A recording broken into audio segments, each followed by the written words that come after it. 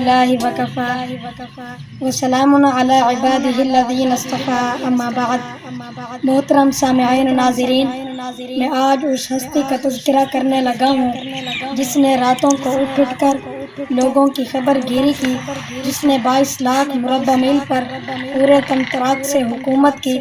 جس کی فتوحات کے سامنے سکندر اعظم کی فتوحات بھی ماند پڑ جاتی ہے۔ نیل جس کی غلامی کرے، آگ جس کا حکم مانے، جس کے عدل کی وجہ سے زمین جذب کیا ہوا تیل واپس اگل دے، جو آدھی دنیا کا حکمران ہو کر بھی ایون زدہ کپڑے پہنے، جو آقا ہو کر بھی غلام کے اونٹ کی مہار تھامے، اگر وہ چاہے تو اسلام کے سب سے بڑے سپہ سالار حضرت خالد بن ولید کو معزول کر دے، اگر وہ چاہے تو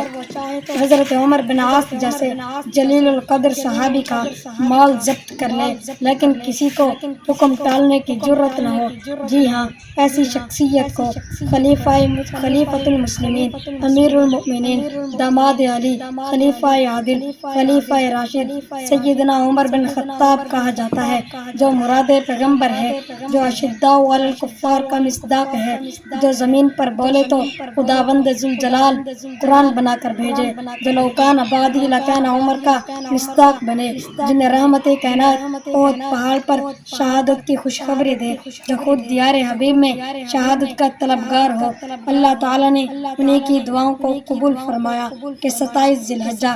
23 ہجری بروز بدھ آپ ابو لؤلؤ فیروز مجوسی کے ہاتھوں مصلی نبی پر زخمی ہوئے اور 3 دن کربل میں گزار کر یکم محرم الحرام 24 ہجری کو شہید ہو گئے۔ السلام علیکم ورحمۃ اللہ وبرکاتہ۔